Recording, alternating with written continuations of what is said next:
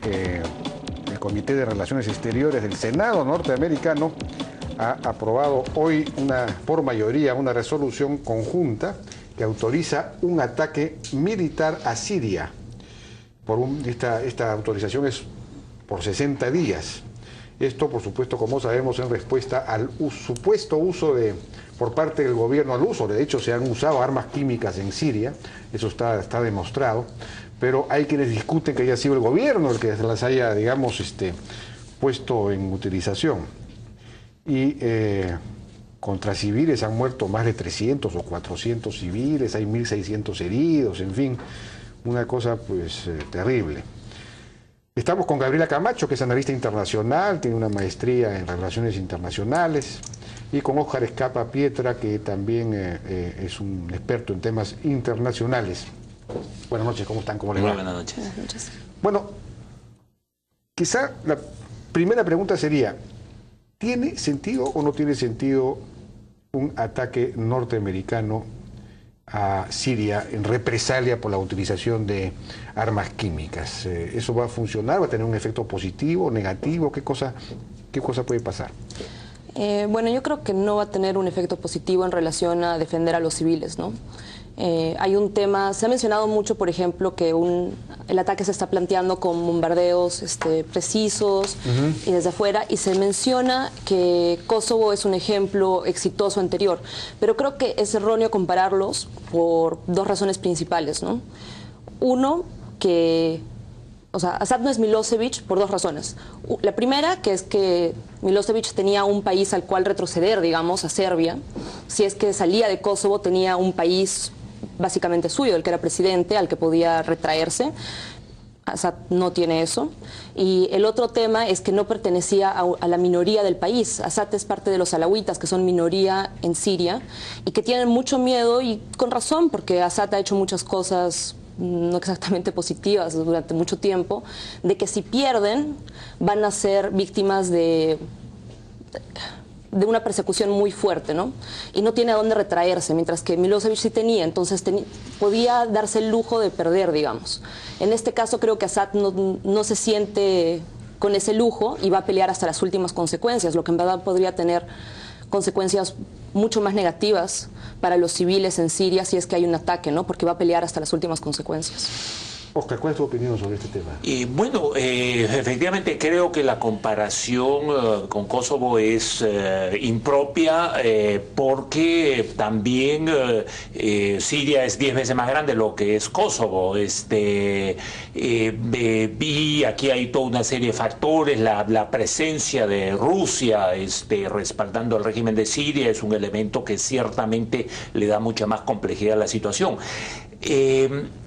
Depende cuál sea la operación militar que se realice, esa es la gran interrogante. Los riesgos son muchísimos y efectivamente pudiera ocurrir que termine siendo contraproducente una intervención militar. A la vez la comunidad internacional algo tiene que hacer, no podemos seguir dejando esta crisis humanitaria que el sistema de Naciones Unidas viene siendo incapaz de resolver a través de su Consejo de Seguridad, etc. No lo puede resolver porque precisamente existe el veto de Rusia. Así es. Y eventualmente el de China también, ¿no? Así es. China también de alguna manera respalda, aunque menos claramente, a Siria, ¿no? Sin ninguna duda, Rusia y China tienen una posición opuesta a acciones por encima de las autoridades gubernamentales, por encima es el concepto tradicional de soberanía estatal que sobre todo China lo mantiene. Ahora, he visto una declaración de Putin diciendo que si se demuestra que el gobierno de Assad es el que, utilizó estas armas químicas, entonces no tendría inconveniente en aprobar una operación de ataque a Siria o a Assad. Pero claro, demostrar eso me imagino que va a ser difícil, ¿no? Hubo una misión de Naciones Unidas, ¿qué pasó ahí? Bueno, la misión todavía no ha tenido los resultados concluyentes, no se espera que se vayan a tener un informe más conclusivo esta semana. Y de hecho Estados Unidos, una de las cosas que el Congreso había pedido es tratar de esperar a que eso esté listo para tener pruebas más conclusivas. Ahora, han intervenido unas llamadas telefónicas que prueban que ha sido el gobierno. Lo que no están seguros es si han sido estos agentes un poco que se van, que no les dijeron que hagan eso, sino que lo decidieron por cuenta propia y por tanto no, el gobierno sirio en sí no es culpable, sino son agentes particulares que decidieron hacerlo. Eso ya está establecido, entonces, que son por lo menos lo agentes... más probable, sí. O sea, todo indica que son agentes sirios los que han dado esa orden, agentes del gobierno sirio. Lo que todavía no está claro es si realmente vino de Assad, o sea, vino de una cadena de mando clara, ejecutiva, o fueron agentes que actuaron por su cuenta al sentirse desesperados ante la situación, porque se parece que están perdiendo Damasco, ¿no? Claro, ahora, frente a la comunidad internacional, el gobierno sirio es responsable, él es el que representa frente al resto del mundo, al régimen sirio, y en ese sentido esta hipótesis de que hayan sido agentes del gobierno pero no necesariamente las más altas autoridades gubernamentales es una hipótesis viable, pero el gobierno sirio tiene la obligación de investigar eso, de determinar con claridad responsabilidades y sancionar a quienes pudieran haber perpetrado eso. ¿Y cuál ha sido la actitud del gobierno sirio frente a este tema? Lo máximo a lo que ha llegado es en permitir la misión de Naciones Unidas que realice esta inspección, pero esa misión tiene un mandato extremadamente limitado. Su única atribución es la de determinar si se utilizó o no armas químicas, cuestión que en este momento es bastante evidente. No tiene ninguna atribución para determinar quiénes habrían sido responsables por el uso de esas armas químicas.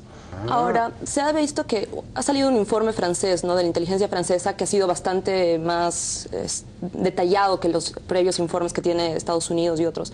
Y ahí mencionan que las armas químicas que maneja Assad tienen, o sea, del gobierno, tienen un componente particular, han sido mezcladas de una manera particular, distinta a armas químicas que normalmente tienen agentes terroristas u otros agentes no estatales.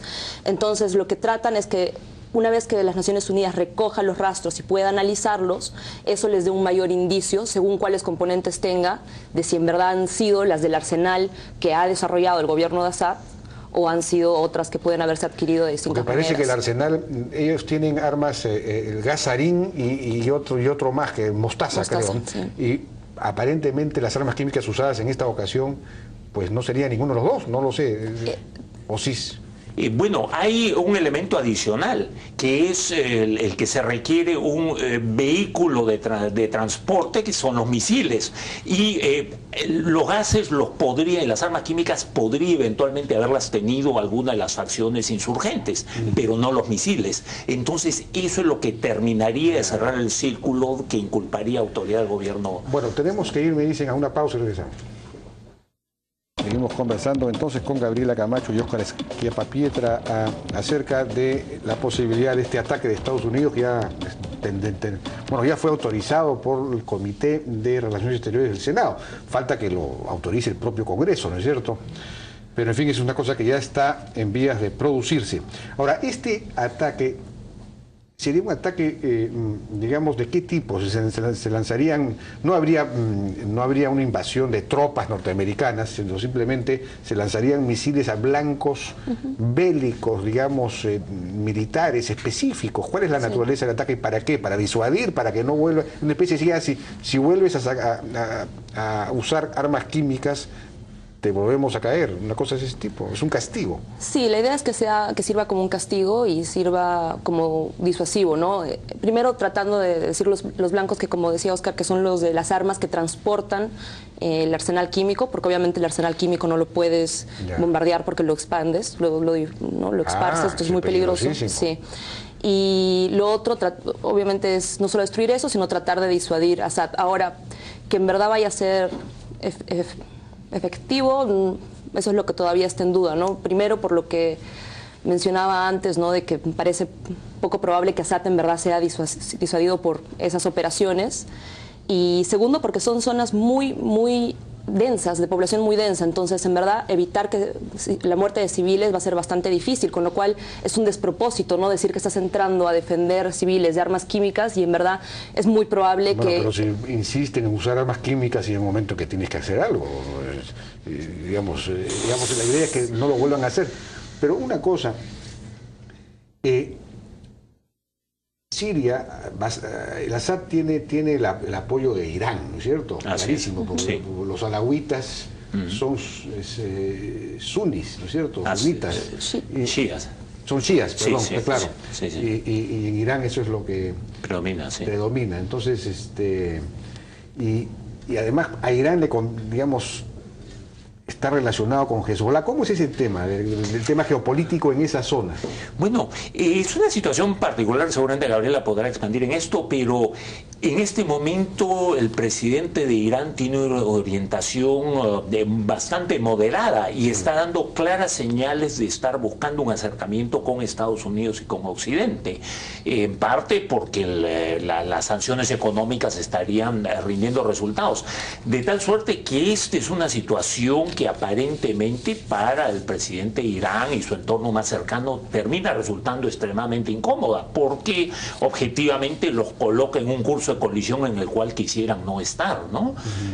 A la vez, bueno, Irán, como Siria mismo y como buena parte del Medio Oriente, tiene distintos tipos de facciones, etcétera, entonces no hay pues un consenso. Ahora, hay una relación fuerte entre Irán y el Hezbollah en este momento creo que está luchando al lado de Assad en Siria contra la población siria, ¿no? Es decir, hay contingentes de Hezbollah ahí. Sí, también de, bueno, facciones que están relacionadas a Al-Qaeda del otro lado, ¿no? Entonces, que es una Al-Qaeda contra Hezbollah. Sí, se ha convertido en una situación muy particular. Por lo mismo, Estados Unidos estaba muy reticente a intervenir justamente porque este momento en el que ninguno de los dos gana termina siendo más conveniente para sus intereses que una de las dos facciones gane y finalmente o gane Hezbollah o gane Al-Qaeda más peso en la región, ¿no? Pero lo que sí es cierto es que, como menciona, o sea, Irán ha tratado de acercarse un poco a Occidente. Yo creo que esa sería una alternativa, digamos, antes de entrar a ataques, que sí es importante pensar que hay que demostrar que las armas químicas no son condenadas por la, ¿no? por la comunidad internacional. El último recurso tal vez podría ser acercar a Irán a una mesa de negociación diplomática, ¿no? Y sentar a Irán sería primero reconocer que este gobierno es distinto, ¿no? O sea, que Rouhani es distinto a Ahmadinejad, pero además reconocer la importancia que tiene Irán en la región, que es algo que han buscado durante mucho tiempo. Entonces, teniendo Irán, tal vez sería un poco más factible sentar a Assad en la mesa. Y yo creo que esa es una salida interesante que no se ha analizado suficiente, ¿no? Traer a estos otros poderes que, en verdad, son poderes importantes en la región, pero que históricamente Estados Unidos, la Unión Europea, Rusia no toman tanto en cuenta, ¿no? Y pero tal vez ahí habría una salida. El papel muy fuerte ahí es el de Ayatollah Khamenei, ¿no? Que a veces tiene más poder que el propio primer ministro. Sí, pero esta ocasión sería importante para justamente darle un espaldarazo a Rouhani, ¿no? Y decir, mira, en verdad nosotros podemos apoyarte y tal vez eso le serviría en la pugna interna, ¿no? Sí, Irán tiene una sociedad civil bastante activa, ilustrada y con sectores moderados, ¿no? Que generalmente no han tenido mucha oportunidad de expresarse y de influir en el curso de los acontecimientos. Esta podría ser una ocasión y creo que esta circunstancia extrema justifica efectivamente ese acercamiento con Irán, acercamiento ciertamente condicionado, ¿no? Pero que podría ser un elemento de gran gravitación para tratar de encontrar una salida política a la situación de Siria. Ahora, esta revuelta contra al-Assad en Siria, ¿forma parte o no forma parte de lo que se ha llamado la primavera árabe? ¿Es una revuelta democratizadora o parece difícil considerar eso, teniendo en cuenta que ahí está Al-Qaeda, por ejemplo? No sé. Bueno, hay distintos sectores, ¿no? Curiosamente, la hermandad musulmana de Egipto apoya al régimen de Assad, cosa que parece absolutamente contradictoria, ¿no? En Egipto luchan por la apertura democrática y la niegan para el escenario de Siria. Bueno, los hermanos musulmanes ya sabemos qué tipo de apertura democrática fue la que practicaron, ¿no? Así es, en efecto, ¿no? No muy abierta. No muy abierta, sin duda, ¿no? Pero eso plantea una incertidumbre sobre cuáles son las características o van a ser las características del proceso de democratización de los países árabes. Va a ser una experiencia bastante distinta a la de otras partes. Aquí podemos tener simplemente un asunto de enfrentamientos religiosos, ¿no? Porque tenemos a los alawitas, que son una minoría, frente a los sunnis o sunitas, ¿no es cierto?, que son la mayoría, que son los que se están levantando. O sea, que de repente es un enfrentamiento que no tiene nada que ver con la democracia, sino con con las diferencias religiosas. Bueno, yo creo que originalmente es cierto que formaban parte de la primavera árabe en el sentido de que había un descontento muy grande de una población, o sea, joven. El Medio Oriente tiene una de las poblaciones más jóvenes, o sea, del mundo, ¿no? En porcentaje de la población total, a la que le habían prometido muchas cosas, estaba más o menos educada, habían podido acceder a varias cosas y no tenían trabajo ni veían ninguna posibilidad, ¿no? Entonces, en ese escenario, que no tengan una suerte de canal político por el cual expresar ese descontento, genera todo esto, ¿no?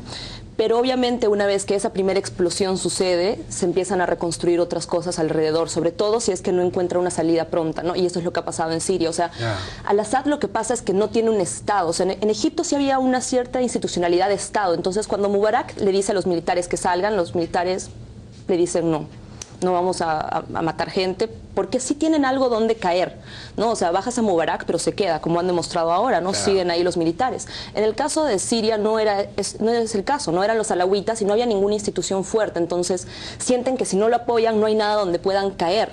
Entonces generan este tema, ¿no? Esto va escalando poco a poco hasta que se convierte y ahí obviamente ya empiezas a ver todo el tema de las...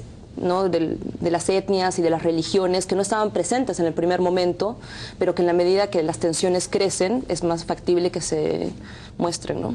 Claro. Y el concepto pues de primavera árabe es una visión bastante occidental de una realidad mucho más compleja, ¿no? Y la realidad nos está demostrando que todo esto está resultando demasiado más difícil de lo que originalmente habíamos previsto, lo cual es una tremenda decepción para quienes obviamente abogamos por la democracia y la democratización en el mundo, ¿no?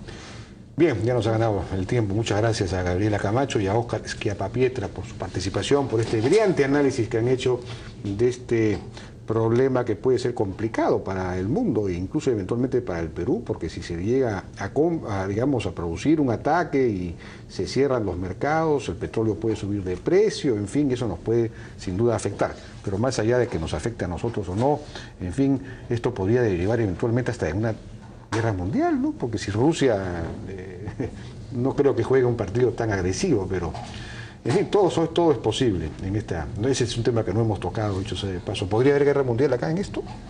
Veo difícil que Rusia se vaya a involucrar por este tema. En algo de sin duda, no. Va a ser una guerra indirecta, digamos, ¿no? Pero no va a llegar a nivel de... Francia está apoyando fuertemente a Estados Unidos, cosa curiosa, los franceses que siempre, digamos, desprecian a los gringos, o se sienten superiores, o en fin, tienen una cierta alergia, se han juntado. Bueno, este es un momento en el cual Francia busca nuevamente proyectarse en el escenario internacional, ¿no? Sobre todo ahora en contraste con el Reino Unido, que... el Reino Unido más bien ha retrocedido, el Congreso no ha aprobado, la Cámara de los... la Cámara de los Representantes no ha aprobado, los comunes, sí. No ha aprobado el apoyo, digamos, a un ataque. En cambio, los franceses sí, los socialistas franceses sí. Bueno, muchísimas gracias a ustedes dos por su, digamos, brillante aportación al entendimiento de este problema. Nosotros nos despedimos hasta el día de mañana. Buenas noches.